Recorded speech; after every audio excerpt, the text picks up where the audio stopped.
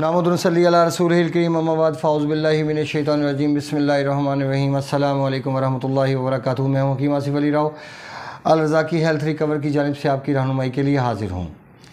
जो आज का मौज़ू हमने तरतीब दिया है, ये भी हमारे एक मौसम के फल के हवाले से, चूँकि हमारा ये सिलसिला चल रहा है अवेयरनेस के हवाले से, जो हम अल्लाह पाक ने हमें फल दिए हैं खाने के हवाले से, हमारी सेहत के हवाले से, तो हम चाहेंगे कि लोगों की जो गलतफहमियाँ हैं हम फलों के मुतालिक कि अल्लाह पाक ने हर चीज़ खाने पीने के लिए बनाई है और खाओ पियो मज़े करो, तो आज हम उसके ऊपर बात करेंगे जापानी फल।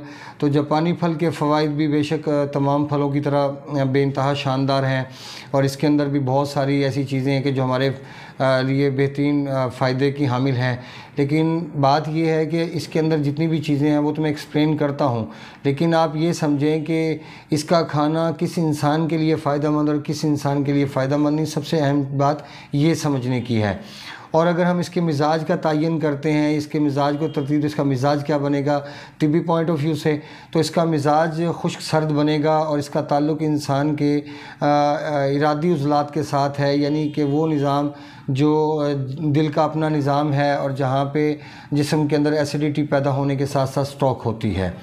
आप देखें, इसको कभी भी आप खाने के बाद आप फ़ील करें कि आपका मुंह खुश्क होना शुरू हो जाएगा, जैसे जैसे आप खाओगे आपका मुंह खुश्क होता चला जाएगा।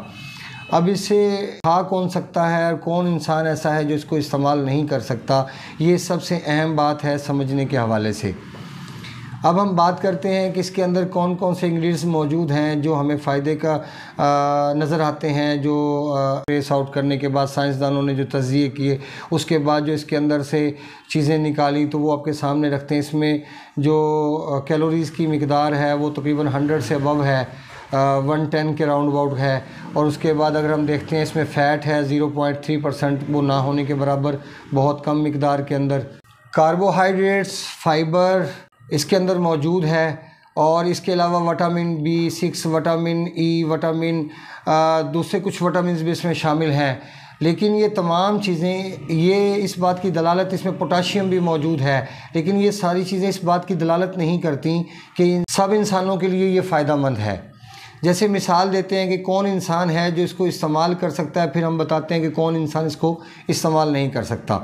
सबसे पहले तो आप ये समझ लें कि जिस इंसान में प्लेटलेट्स की कमी वाक़या होती है, अगर उसका खून इतना पतला हो जाता है कि कहीं भी हल्का सा इसको टच हुआ तो उसके जिस्म से खून निकलना शुरू हो जाएगा, ये उस हालत में भी जापानी फल का इस्तेमाल बेइंतहा फ़वाइद का हामिल है और ये निज़ाम को भी स्ट्रॉन्ग करने का बायस बनता है। लेकिन किस सूरत में, जब आपका निज़ाम या तो हरारत की वजह से बिगड़ा हो तो या तो रतूबात की वजह से बिगड़ा हो। अगर आपका निज़ाम तेज़ाबियत की वजह से ख़राब होता है तो इसका इस्तेमाल आपके लिए ममनू है। उसकी वजह यह है कि इसका मिजाज खुश्क सर्द है, इसके मिजाज में हरारत बराए नाम भी नहीं। तो अगर आप हरारत में इस्तेमाल करवाएंगे, जब हरारत बढ़ जाएगी तब भी इसका इस्तेमाल करवा सकते हैं, या हरारत बैलेंस है तो तब भी इसका इस्तेमाल करवा सकते हैं, या उस तीसरी सूरत वो है जब रतूबात बढ़ जाती हैं तब इस्तेमाल करवा सकते हैं।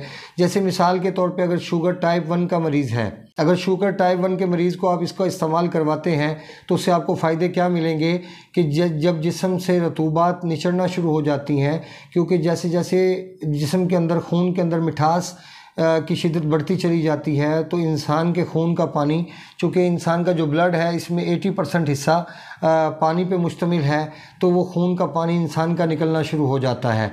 जब खून का पानी निकलना शुरू होता है तो फिर ज़ाहिर सी बात है कि इंसान के जिस्म में कमज़ोरी वाक़या होना शुरू हो जाती है और फ़ैट भी कम होती चली जाती है।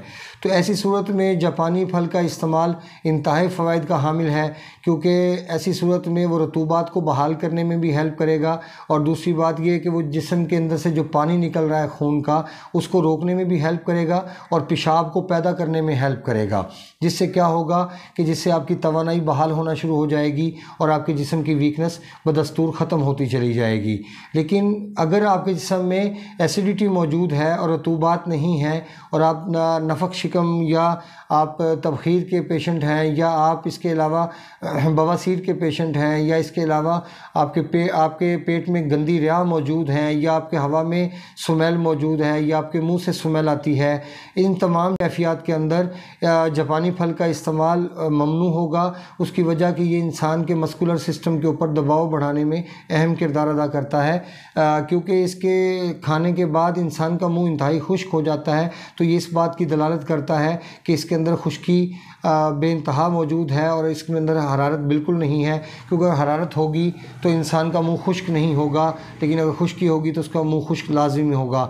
अब जैसे सुरख अनार है, अब देखने में वो खट्टा ज़रूर है, लेकिन जब हम उसके छिलके को अपने दांतों के नीचे रखते हैं तो हमारा मुंह सुकड़ना शुरू हो जाता है, उसके अंदर से लबाबे दहन खुश्क होना शुरू हो जाता है। उसकी वजह ये होती है कि उसका मिजाज भी खुश्क सर्द है।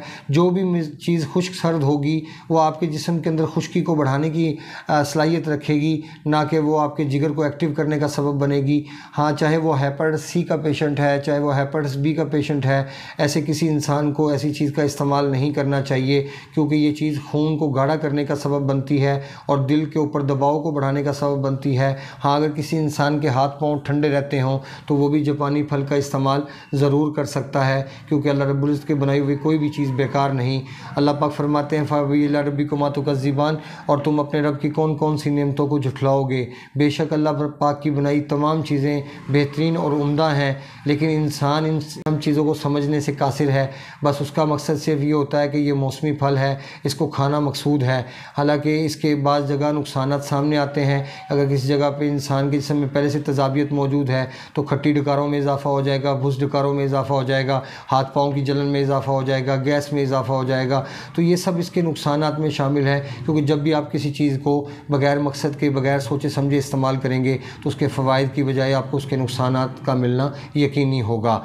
तो ये एक वीडियो थी हमारी आज जापानी फल के हवाले से। कोशिश की कि इसका अहाता किया जा सके। तो बाकी अब दोस्तों से रिक्वेस्ट है कि कमेंट सेक्शन में अपनी राय से ज़रूर आगाह किया करें, ताकि अगर कुछ कमी कोताही रह जाती है तो उसको पूरा किया जा सके और नई वीडियोज़ के अब बनाने के हवाले से भी तरतीब दी जा सकें। तो बहुत सारे दोस्त हैं वो पूछते हैं, जब वो बात करते हैं तो इंशाल्लाह कोशिश भी होती है कि उनको पिन पॉइंट किया जाए और उनसे मुतालिक वीडियोज़ तरतीब दी जाए। अपना अपने दोस्त अहबाब का ख्याल रखें। मिलते हैं इंशाल्लाह मज़ीद इंफॉर्मेटिव वीडियो के साथ।